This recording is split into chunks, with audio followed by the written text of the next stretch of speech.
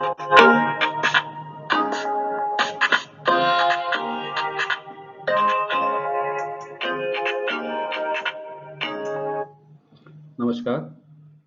आज के इस वीडियो में लाइसोसोम के बारे में हम लोग आवश्यक जानकारी प्राप्त करेंगे। सबसे पहले बात करते हैं लाइसोसोम की विशेषताओं की। तो देखिए, लाइसोसोम शब्द की उत्पत्ति दो शब्दों से हुई है, मिलने से हुई है, एक लाइसो और एक सोमा। लाइसो का अर्थ होता है डाइजेस्टिव और सोमा का अर्थ होता है बॉडी। अतः अगर आप देखें तो लाइसोसोम का जो शाब्दिक अर्थ निकलता है वो निकलता है डाइजेस्टिव बॉडी या पाचक काय। तो स्वाभाविक सी बात है कि एक ऐसा कोशिकांग है जिसके अंदर पाचक रस पाए जाते हैं। इसकी खोज करने वाले जो वैज्ञानिक थे वो थे सी.डी. दवे, जिन्होंने इसे सबसे पहले देखा और लाइसोसोम का नाम दिया। इसके अलावा पी मेटाइल ने न्यूरोस्पोरा नामक कवक में इसको देखा था। इसे हम कोशिका की आत्मघाती थैली या सुइसाइड बैग भी कहते हैं, क्योंकि इसके अंदर कई पाचक एंजाइम होते हैं और यदि ये थैली कोशिका के अंदर फट जाए तो ये सक्षम है कि कोशिका के अंदर मौजूद सभी कोशिकांगों को ये पचा दे। तो इसीलिए हम ये कहते हैं कि ये कोशिका की आत्मघाती थैली है, एक सुसाइड बैग है। ये प्रोकैरियोटिक कोशिका में नहीं पाई जाती, ये ध्यान रखिएगा। ये पाई जाती है केवल किसमें? यूकैरियोटिक कोशिकाओं में पाई जाती है। और यूकैरियोटिक कोशिकाओं में भी अगर हम जंतु और पादप की बात करें तो दोनों में, जंतुओं और पादपों में, दोनों में पाई जाती है, किंतु पादपों में इनकी संख्या कम होती है। ये ध्यान रखिएगा, पाई जंतु पादप दोनों में पाई जाती है, लेकिन पादपों में इनकी संख्या कम होती है। इसके अलावा आरबीसी जो मैमल्स की है, स्तनधारी की जो आरबीसी है, जैसा मैंने आपसे कहा कि यूकैरियोटिक कोशिकाएं पाई जाती है, तो ये ध्यान रखिएगा कि यूकैरियोटिक कोशिका में भी जो स्तनधारियों की आरबीसी सेल है उसमें लाइसोसोम नहीं पाया जाता।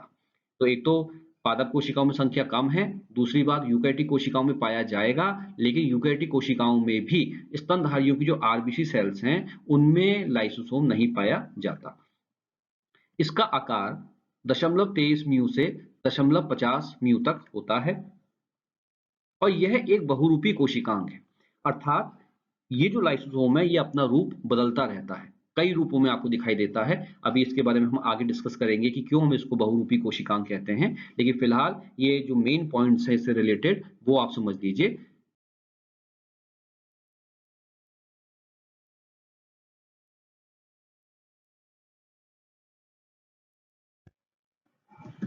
अब हम बात करते हैं लाइसोसोम की संरचना और उसके रासायनिक संगठन की। तो देखिए, लाइसोसोम एकक इकाई कला से घिरी गोल और अनियमित आकार की संरचना है। देखिए, लाइसोसोम का कोई निश्चित आकार नहीं होता, ये एक थैले जैसी गोल संरचना है और इसका कोई निश्चित आकार नहीं है, इसलिए हम इसको अनियमित संरचना कहते हैं। और इस संरचना के बाहर एक सिंगल लेयर, एक झिल्ली, सिंगल लेयर झिल्ली होती है जो इस लाइसोसोम को चारों ओर से घेरे रहती है। और ये जो झिल्ली है ये लिपोप्रोटीन या कहिए लिपिड और प्रोटीन, इन दोनों पदार्थों की बनी हुई होती है। तो पहला पॉइंट क्लियर है कि ये नियमित आकार नहीं है, इसका कोई भी अनिश्चित आकार है, लगभग गोल थैले जैसा होता है। और उसके बाहर जो झिल्ली होती है वो कैसी होती है? डबल लेयर नहीं होती, सिंगल लेयर्ड होती है। और वो लेयर किसकी बनी होती है? लिपिड और प्रोटीन की। लाइसोसोम की झिल्ली के अंदर एक रिक्तिका रूपी संरचना होती है जिसमें अनेक जल अपघटनी पाचक एंजाइम, जिनको हम हाइड्रोलाइटिक एंजाइम कहते हैं, पाए जाते हैं। कुछ एग्जांपल्स इन एंजाइम्स के मैं आपको दे दूं, जैसे एसिड फॉस्फेटेज है, एसिड राइबोन्यूक्लिएज है, डीऑक्सी राइबोन्यूक्लिएज है या सल्फेटेज है। ये सब के सब पाचक एंजाइम्स हैं जो लाइसोसोम के अंदर पाए जाते हैं। इन एंजाइम की खासियत ये है कि ये एंजाइम अम्लीय माध्यम में एक्टिव होते हैं, एसिडिक मीडियम में ही ये काम करते हैं। और अगर आप पीएच नोट करना चाहें तो पीएच लगभग 5 होता है। इस मीडियम पे जब पीएच 5 होता है तभी ये एंजाइम जो हैं सक्रिय होते हैं। ये पॉइंट अक्सर कंपटीशन में पूछा जाता है कि पाचक एंजाइम किस माध्यम में काम करते हैं लाइसोसोम में। तो ये ध्यान रखना है कि लाइसोसोम में जो पाचक एंजाइम हैं वो अम्लीय माध्यम में काम करते हैं। अब हम बात करते हैं लाइसोसोम के प्रकार की। तो देखिए, लाइसोसोम 4 प्रकार के होते हैं। लाइसोसोम 4 प्रकार के होते हैं, एक एक करके हम इस बारे में डिस्कस करते हैं। नंबर 1, पहला लाइसोसोम का प्रकार क्या है? प्राथमिक लाइसोसोम, प्राइमरी लाइसोसोम। क्या है ये प्राइमरी लाइसोसोम? देखिए, इसकी उत्पत्ति गोल्जी काय से होती है। ये आकार में बहुत छोटे होते हैं, पाचक एंजाइम की मात्रा कम होती है और ये कोशिका द्वारा ग्रहण किए गए भोजन से बनी खाद्य रिक्तिकाओं से जुड़ जाते हैं। अगर आप इस डायग्राम में देखें तो ये जो संरचना आपको दिखाई दे रही है ये गोल्जी काय है और इस गोल्जी काय से ये जो गोलीय थैले जैसी संरचनाएं बनी इन्हीं को हम कहते हैं प्राथमिक लाइसोसोम। जब भी कोई कोशिका भोज्य पदार्थों को बाहर से ग्रहण करती है तो दो माध्यम से करती है, या तो उसको हम पिनोसाइटोसिस कहते हैं या फेगोसाइटोसिस कहते हैं। अगर ठोस पदार्थ कोई कोशिका भोजन के रूप में ग्रहण करती है तो हम उस क्रिया को फेगोसाइटोसिस कहते हैं, और अगर तरल पदार्थ ग्रहण करती है तो उसको हम पिनोसाइटोसिस कहते हैं। जब कोई कोशिका इन दोनों प्रक्रियाओं में से किसी भी एक प्रक्रिया के माध्यम से भोजन ग्रहण करती है तो ये छोटा सा प्राथमिक लाइसोसोम उस खाद्य रिक्तिका से आकर क्या होता है, जुड़ जाता है। आप जानते हैं जब कोई भोजन कोशिका के अंदर आएगा तो वो कोशिका के अंदर आए भोजन के चारों ओर एक झिल्ली बन जाती है और उसके बाद उस भोजन को हम खाद्य रिक्तिका कहते हैं। तो प्राइमरी लाइसोसोम जो है ये इसकी उत्पत्ति आप देख रहे हैं किससे हो रही है, गाल्जी काय से हो रही है। गाल्जी काय के एक सिरों के टूटने से बनता है। बहुत आकार में छोटा है, प्राथमिक है, मतलब निष्क्रिय कहिए या बहुत छोटा लाइसोसोम कहिए, और छोटा है आकार में तो इसमें एंजाइम्स की मात्रा भी क्या होगी, कम होगी। तो इसका फंक्शन क्या है कि जैसे ही कोई खाद्य रिक्तिका सेल के अंदर बनती है ये प्राइमरी लाइसोसोम उससे जाकर क्या होता है, जुड़ जाता है। तो इस प्रकार का लाइसोसोम कहलाता है आपका प्राथमिक लाइसोसोम। अब हम बात करते हैं द्वितीयक लाइसोसोम की। द्वितीयक लाइसोसोम या सेकेंडरी लाइसोसोम क्या है? देखिए, प्राथमिक लाइसोसोम के खाद्य रिक्तिकाओं में जुड़ने पर इसका निर्माण होता है। अगर आप डायग्राम में भी देखें तो आप देख रहे हैं कि प्राइमरी लाइसोसोम खाद्य रिक्तिका से जुड़ा। जैसे ही प्राइमरी लाइसोसोम खाद्य रिक्तिका से जुड़ता है अब हम इसको सामूहिक रूप से नाम देते हैं द्वितीयक लाइसोसोम। अर्थात प्राथमिक लाइसोसोम के खाद्य रिक्तिकाओं से जुड़ने के बाद जो संरचना बनती है उसको हम कहते हैं द्वितीयक लाइसोसोम। और स्वाभाविक सी बात है कि ये पूर्ण विकसित हैं, आकार में बड़े हैं और इनमें पर्याप्त मात्रा में पाचक एंजाइम पाए जाते हैं। क्योंकि इनके अंदर पाचक एंजाइम पर्याप्त मात्रा में हैं तो ये खाद्य रिक्तिका के अंदर उपस्थित भोज्य पदार्थों का पूर्ण पाचन करते हैं। पाचन के बाद पोषक पदार्थ कोशिका द्रव्य में विस्तृत हो जाता है। अगर आप इस डायग्राम में देखिए ये प्राथमिक लाइसोसोम आपका खाद्य रिक्तिका से जुड़ा था, उसके बाद अब हम इसको प्राथमिक लाइसोसोम नहीं कहेंगे, अब हम इसको क्या कहेंगे, द्वितीयक लाइसोसोम। इस द्वितीयक लाइसोसोम ने क्या किया, इसके एंजाइमों ने जो भी खाद्य रिक्तिका में भोजन था उसको पचा दिया, और पचाने के बाद क्या हुआ, इस कोशिका के अंदर जो भी पोषक पदार्थ बने उनको क्या करा इस लाइसोसोम ने, कोशिकांग से बाहर निकाल दिया, और ये पदार्थ आप देख रहे हैं कहाँ पे आ गया, ये कोशिका द्रव्य में आ गया। अब इसके अंदर केवल वो पदार्थ बचा होगा जो अपच्य है, जो पच नहीं सकता, या जिसको हम कहते हैं अवशिष्ट पदार्थ। केवल अवशिष्ट पदार्थ बचेगा जो पच नहीं सकता। इसके अंदर जो भी न्यूट्रिशन था वो सब का सब विस्तृत होकर कहाँ निकल गया, कोशिका द्रव्य में निकल गया। तो ये आपका कहलाता है क्या, द्वितीयक लाइसोसोम, जो प्राथमिक लाइसोसोम के खाद्य रिक्तिका से जुड़ने के कारण बना। इसने द्वितीयक लाइसोसोम ने क्या किया, खाद्य रिक्तिका के भोजन को पचाया, पचाने के बाद जो भी पोषक पदार्थ थे वो विसरण के द्वारा कहाँ चले गए, कोशिका द्रव्य में चले गए, और अब इस लाइसोसोम के अंदर केवल अवशिष्ट पदार्थ बचा है जो पच नहीं सकता। जैसा कि मैंने अभी आपको बताया कि द्वितीयक लाइसोसोम ने भोजन को जब पचा दिया तो अब उसके अंदर केवल अवशिष्ट पदार्थ बचा, और इस प्रकार के लाइसोसोम को हम नाम देते हैं अवशिष्ट काय। देखिए, द्वितीयक लाइसोसोम जब भोजन को पचा देता है खाद्य रिक्तिका में तो जो भी पोषक पदार्थ हैं वो तो बाहर विस्तृत हो गए, और उसके बाद अब जो लाइसोसोम बचा है उसके अंदर केवल कूड़ा करकट है, ऐसा पदार्थ है जो पच नहीं सकता, अवशिष्ट पदार्थ है। इसलिए ऐसे लाइसोसोम को अब हम नाम देते हैं अवशिष्ट काय, रेसिडुअल बॉडी। तो ये हमको ध्यान रखना है कि ऐसा लाइसोसोम क्या कहलाएगा, अवशिष्ट काय कहलाएगा। अब इसके अंदर चूंकि कोई काम की चीज नहीं है, बेकार पदार्थ पड़े हैं, अब हमें कोशिश करनी है कि इस पदार्थ को कोशिका से बाहर निकाल दिया जाए।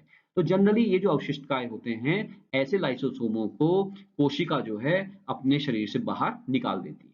तो ये ध्यान रखिएगा, अवशिष्ट काय का मतलब क्या है, ऐसा लाइसोसोम जिसके अंदर केवल अवशिष्ट पदार्थ शेष रह गए हैं और कोशिका ऐसे अवशिष्ट काय को शरीर से बाहर निकाल देती है।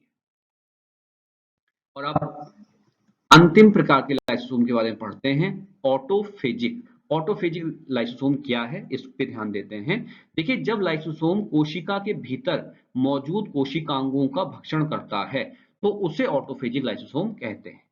इस डायग्राम में आप देखिए, ये एक माइटोकॉन्ड्रिया है जो वृद्ध हो चुका है और इसको अब नष्ट किया जाना है, तो ये जो लाइसोसोम है, ये लाइसोसोम कहलाता है ऑटोफेजिक। ये इस माइटोकॉन्ड्रिया के साथ जुड़ता है और उसके बाद माइटोकॉन्ड्रिया को क्या करता है, पचा देता है।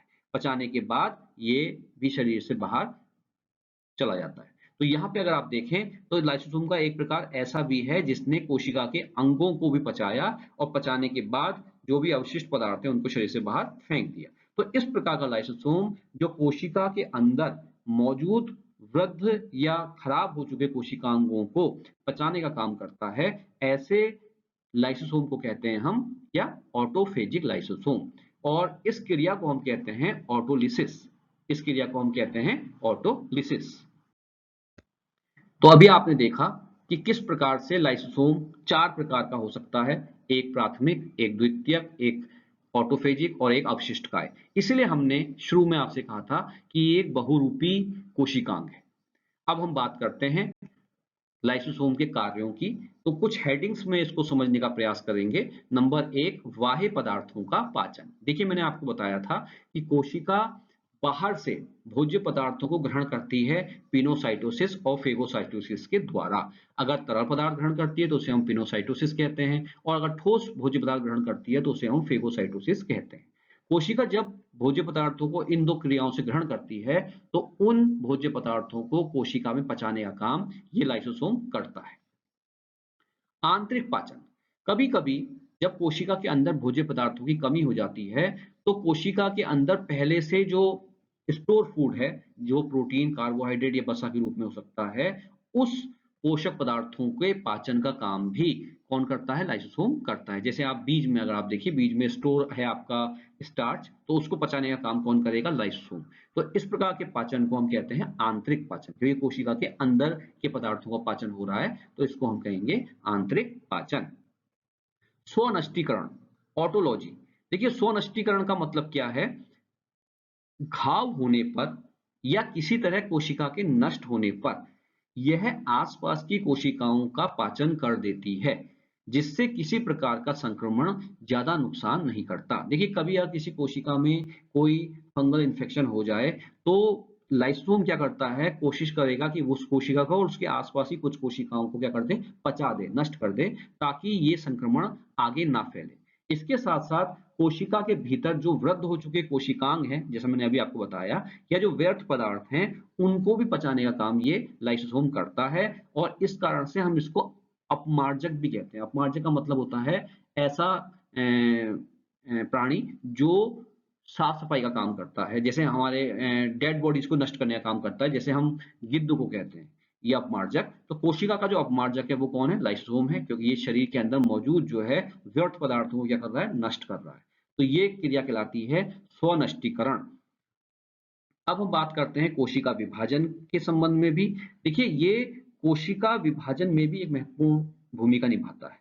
ऐसा देखा गया है कि कोशिका में जब सूत्रीय विभाजन होता है तो ये लाइसोसोम कोशिका की परिधि में चले जाते हैं और उसके बाद फटने लगते हैं, और जैसे ये फटते हैं कोशिका में कोशिका विभाजन आरंभ हो जाता है।